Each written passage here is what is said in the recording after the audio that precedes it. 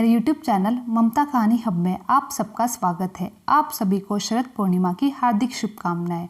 आज इस वीडियो में हम शरद पूर्णिमा व्रत कथा का श्रवण करेंगे। वीडियो की शुरुआत करने से पहले चैनल को आपने सब्सक्राइब नहीं किया है तो चैनल को सब्सक्राइब करना ना भूलें। अश्विन मास की पूर्णिमा को शरद पूर्णिमा कहते हैं। इसे कोजागरी पूर्णिमा या रास पूर्णिमा भी कहा जाता है। यूँ तो हर माह में पूर्णिमा आती है, लेकिन शरद पूर्णिमा का महत्व उन सभी में से अधिक है। हिंदू धर्म में ग्रंथों में इस पूर्णिमा का विशेष महत्व बताया गया है। ज्योतिष शास्त्र के अनुसार पूरे साल में केवल इसी दिन चंद्रमा 16 कलाओं से परिपूर्ण होता है। हिंदी धर्म में इस दिन कोजागिरी व्रत माना जाता है। इसी को कौमुदी व्रत भी कहते हैं। आइए जानते हैं शरद पूर्णिमा की रात इतनी खास क्यों है, साथ ही शरद पूर्णिमा की व्रत विधि और कथा। शरद पूर्णिमा व्रत विधि। इस दिन प्राप्त काल स्नान करके आराध्य देव को सुंदर वस्त्र भूषण से सुशोभित करके आह्वान, आसन, आचमन, वस्त्र, गंध, अक्षत, पुष्प, धूप, दीप, नैवेद्य, सुपारी, दक्षिणा आदि से उनका पूजन करना चाहिए। रात्रि में समय गाय के दूध से बनी खीर में घी तथा चीनी मिलाकर अर्धरात्रि के समय भगवान को अर्पण भोग लगाना चाहिए। पूर्ण चंद्रमा के आकाश में स्थित होने पर उनका पूजन करें तथा खीर का नैवेद्य अर्पण। रात्रि के समय गाय के दूध से बनी खीर में घी तथा चीनी मिलाकर अर्धरात्रि के समय भगवान को अर्पण करना चाहिए। पूर्ण चंद्रमा के आकाश में मध्य में स्थित होने पर उनका पूजन करें तथा खीर का नैवेद्य अर्पण करें।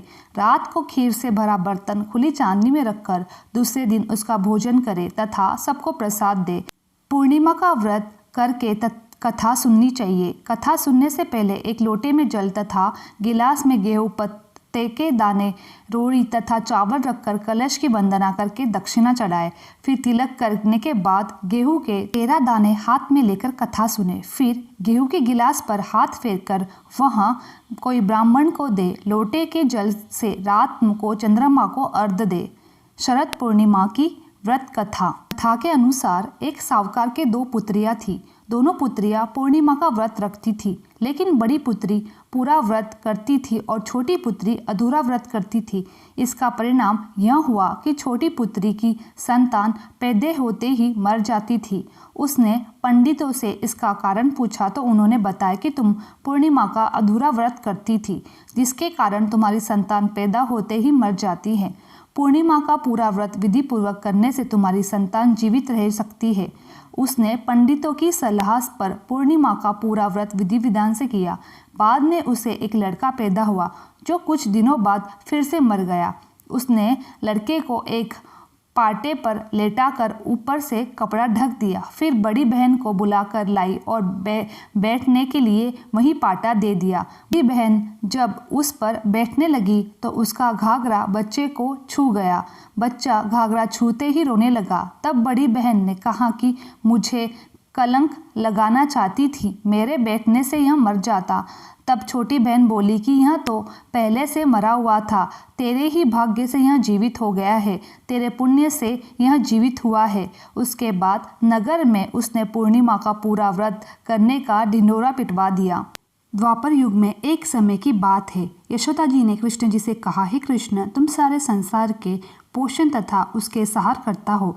आज कोई ऐसा व्रत मुझसे कहो जिससे करने से मृत्युलोक में स्त्रियों को विधवा होने का भय न रहे तथा यह व्रत सभी मनुष्यों की मनोकामना पूर्ण करने वाला हो। श्री कृष्ण कहने लगे, हे माता, तुमने अति सुंदर प्रश्न किया है। मैं तुमसे ऐसे ही व्रत का सविस्तर कहता हूँ। सौभाग्य की प्राप्ति के लिए स्त्रियों को अर्थात 32 पूर्णिमासी का व्रत करना चाहिए। इस व्रत को करने से स्त्रियों को सौभाग्य संपत्ति मिलती है। यह व्रत अचल सौभाग्य को देने वाला और भगवान शंकर के प्रति मनुष्य मात्र की भक्ति को बढ़ा देने वाला है। यशोदा जी कहने लगी, हे श्री कृष्ण, सर्वप्रथम इस व्रत को मृत्युलोक में किसने किया था, इसके विशेष विस्तार से मुझे कहो। श्री कृष्ण जी कहने लगे कि इस भूमंडल पर एक अत्यंत प्रसिद्ध राजा चंद्रहास से पालित अनेक प्रकार के रत्नों से परिपूर्ण कातिका नाम की एक नगरी थी। वहाँ धनेश्वर नाम का एक प्रसिद्ध ब्राह्मण था। इसकी स्त्री अति सुशील रूपवती थी। दोनों ही उस नगरी में बड़े प्रेम के साथ रहते हैं। घर में धन धान्य आदि की कोई कमी नहीं थी।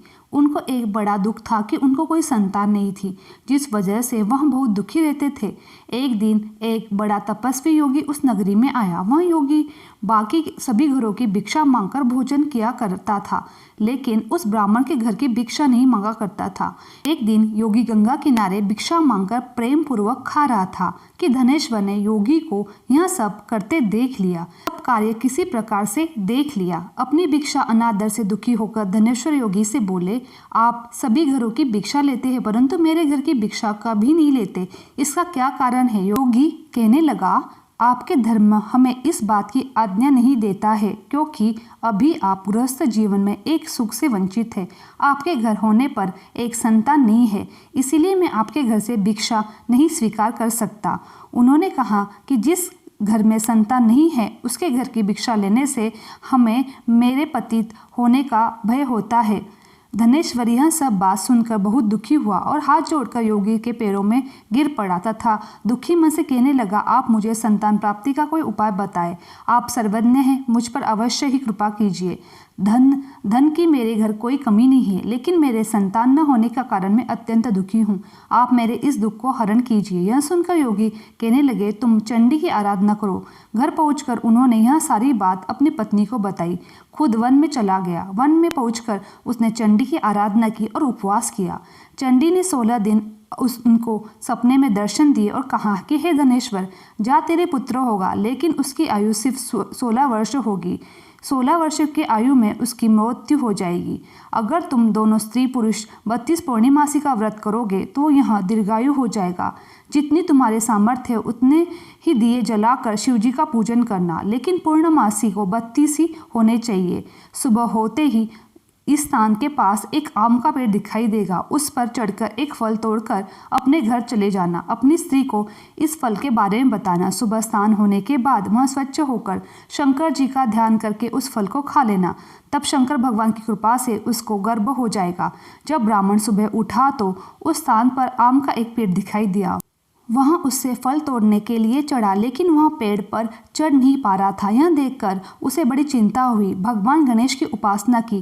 कहा, हे दयानिधे, आप भक्तों को विघ्न को नाश करने वाले, उनके मंगल कार्य को करने वाले, दुष्ट का नाश करने वाले, रिद्धि सिद्धि देने वाले, आप मुझे इतना बल दे कि अपनी मनोकामना पूरी करने के लिए मैं इस पेड़ पर चढ़ सकूं। इसके बाद वह पेड़ पर फल तोड़ने पर चढ़ गया। उसकी पत्नी ने अपने पति के कहे अनुसार इस फल को खा लिया। वह गर्भवती हो गई। देवी की कृपा से उसे बहुत सुंदर पुत्र पैदा हुआ। उसका नाम देवीदास रखा। माता पिता के हर्ष और शोक के साथ वह बालक बढ़ने लगा। भगवान कृपा से बालक बहुत ही सुंदर था, सुशील था, पढ़ाई लिखाई में बहुत निपुण था। दुर्गा जी के कथनानुसार उसकी माता ने 32 पूर्णिमासी का व्रत रखा। जैसे ही 16 वर्ष हो गए, दोनों पति पत्नी बहुत दुखी हुए, कहीं उनके पुत्र की मृत्यु न हो जाए। उन्होंने सोचा अगर उनके सामने ये सब कुछ हुआ तो वह कैसे देख पाएंगे। तभी उन्होंने देवीदास के मामा को बुलाया। 1 वर्ष के लिए देवीदास को काशी पढ़ने के लिए भेज दिया। 1 वर्ष के बाद उसे वापस लेकर आना। देवीदास घोड़े पर सवार होकर चल दिया। उसने मामा को यह बात नहीं बताई। दोनों पति पत्नी 32 पूर्णिमासी का व्रत किया। दूसरी तरफ मामा भांजे दोनों रात गुजारने के लिए एक रास्ते में एक गांव में रुके। उस दिन उस गांव में ब्राह्मण की कन्या का विवाह होने वाला था। जिस धर्मशाला में वर और बारात बाकी लोग रुके थे, उसी धर्मशाला में देवीदास और उसका मामा ठहर गया। उधर कन्या को तेल आदि चढ़ने के बाद जब लग्न का समय आया तो वर की तबीयत खराब हो गई। वर के पिता ने अपने परिवार वालों से विचार विमर्श कराकर देवीदास को मेरे पुत्र जैसा है, इसके साथ लग्न करा दो और बाद में बाकी के सारे काम मेरे बेटे के साथ पूरे हो जाएंगे। ऐसा कहने के बाद वर के पिता देवीदास को मांगने के लिए उसके मामा के पास गए। उन्हें सारी बात बता दी। मामा ने कहा कि कन्यादान में जो कुछ मिलेगा वो हमें देना। वर के पिता ने बात स्वीकार कर ली। इसके बाद देवीदास का विवाह कन्या के साथ संपन्न हो गया। इसके बाद वह अपनी पत्नी के साथ भोजन न कर सका और मन में विचार करने लगा कि न जाने यह किसकी पत्नी होगी। यह सोचकर उसकी आंखों में से आंसू आ गए। तब वधू ने पूछा कि क्या बात है, आप क्यों उदास हो। तब उसने सारी बातें अपने पत्नी को बता दी। तब कन्या कहने लगी, यह ब्रह्म विवाद के विपरीत है। आप ही मेरे पति हो, मैं आपकी ही पत्नी रहूंगी, किसी अन्य की कभी नहीं। तब देवीदास ने कहा, ऐसा मत करिए, क्योंकि मेरी आयु बहुत कम है, मेरे बात आपका क्या होगा। लेकिन उसकी पत्नी नहीं मानी, बोली, स्वामी आप भोजन कीजिए।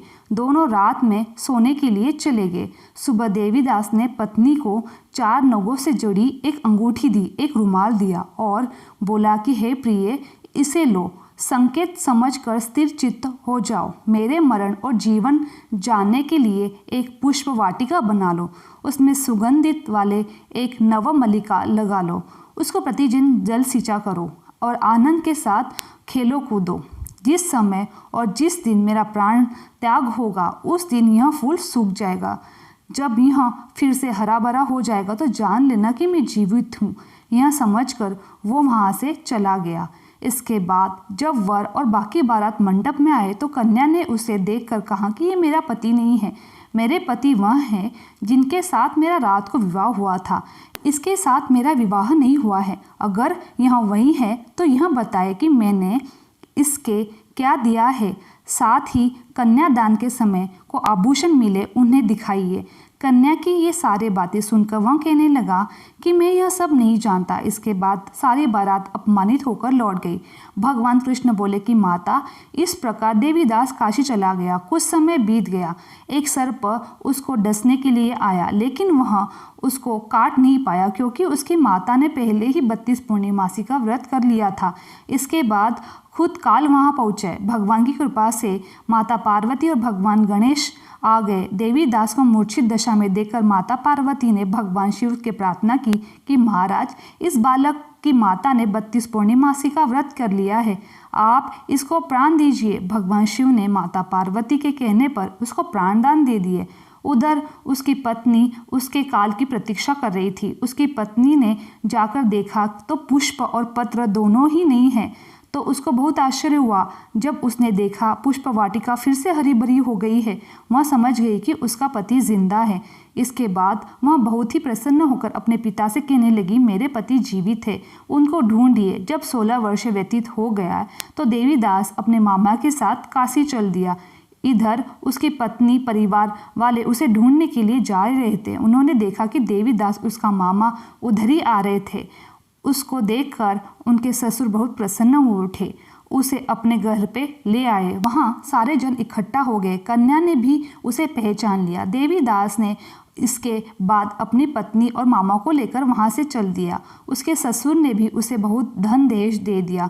जब वह अपने घर की तरफ चल रहा था तो उसके माता पिता को लोगों ने खबर दी कि तुम्हारा पुत्र देवीदास अपनी पत्नी और मामा के साथ आ रहा है। ऐसा समाचार सुनकर पहले तो उन्हें विश्वास नहीं हुआ, लेकिन जब देवीदास आया तो उसने अपने माता पिता के पैर छुए तो देवीदास के माता पिता ने उसका माथा चुम्बा और दोनों ने अपने सीने से लगा लिया। दोनों के आने की खुशी पर धनेश्वर ने बहुत दान दक्षिणा ब्राह्मणों को दी। श्री कृष्ण कहने लगे, इस तरह धनेश्वर को 32 पूर्णिमासी का व्रत के प्रभाव से संतान प्राप्त हुई। जो स्त्री इस व्रत को करती है वह जन्म जन्मान तक दुख नहीं भोगती और सदैव सौभाग्यशाली रहती है। यह मेरा वचन है। यह व्रत संतान देने वाला और सभी मनोकामना पूरी करने वाला है। बोलो भगवान विष्णु की जय। जय पूर्णिमासी की जय। मेरी ये वीडियो आप लोगों को अच्छी लगी तो चैनल को लाइक, शेयर और सब्सक्राइब करना ना भूलें। आप सभी का धन्यवाद।